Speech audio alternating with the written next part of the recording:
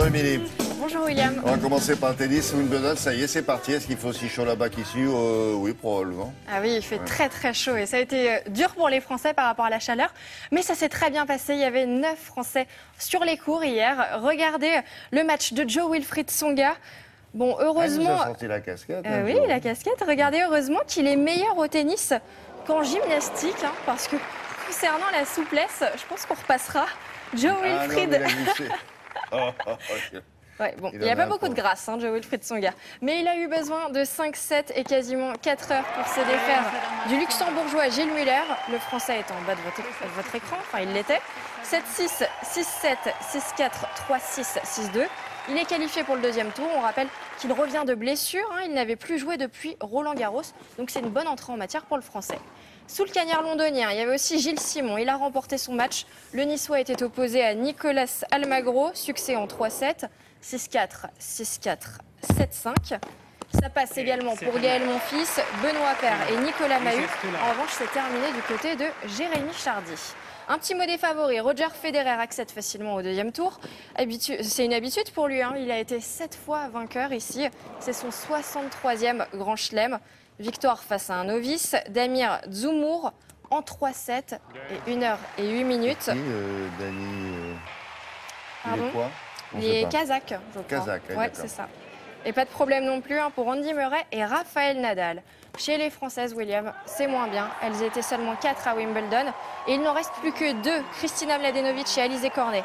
Caroline Garcia s'est inclinée en 3 manches contre Heather Watson. Même chose pour Pauline Parmentier. Aujourd'hui, on aura un duel 100% français. Kenny De Schepper face à Richard Gasquet. Et quoi d'autre? Du cyclisme, les nouvelles sont bonnes pour Nasser Boigny. Il participera donc bien au Tour de France. Il avait chuté, là, c'est pas ça? Oui, il avait chuté, voilà, justement, on la revoit, sa chute. C'était ce week-end, dimanche, pendant les championnats de France de cyclisme sur route, lors du sprint final. Anthony Roux l'avait fait involontairement tomber. Il avait d'ailleurs été déclassé de sa 2e place à la fin de la course. Finalement, le risque de fracture est écarté. Depuis, Anthony Roux s'est même excusé, donc tout finit bien. La Coupe du Monde de foot féminine se poursuit au Canada sans les Françaises. Et il y avait un choc cette nuit. États-Unis-Allemagne. Surprise générale, les Américaines éliminent les Allemandes 2-0. Les États-Unis sont donc en finale. Et les filles affronteront l'Angleterre ou le Japon. On saura cette nuit. De la Copa América, encore du foot, les demi-finales Argentine-Paraguay, c'était cette nuit et un festival de buts.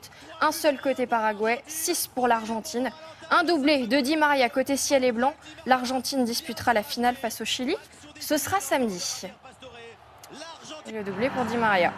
Mauvaise nouvelle en athlétisme. Usain Bolt fait une croix sur le meeting Areva prévu samedi au Stade de France. Le double champion olympique du 100 mètres, figurez-vous, il a déclaré forfait en raison d'une gêne à la jambe gauche. Il y a une gêne.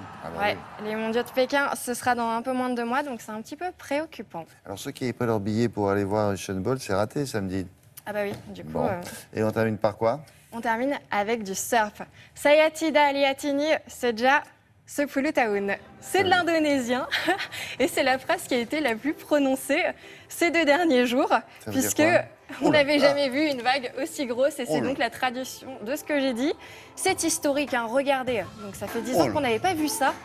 Énorme tempête à l'origine de ce swell. Qu'est-ce que c'est beau. Donc un swell, c'est un ensemble de vagues. Il fait du surf. Il fait du surf, oui, merci. Pardon. Il s'en est sorti? Oui, il s'en est sorti. Il n'y a pas eu de bobo en tout cas. Donc vague de 15 mètres, des vents forts à plus de 100 km/h. C'est simple, c'est la vague de la décennie. Et c'était donc ce week-end en Asie. En général, on leur donne des noms d'ailleurs. Merci beaucoup. À plus tard, Émilie. À plus tard. On passe à l'actualité du jardin avec, vous le savez,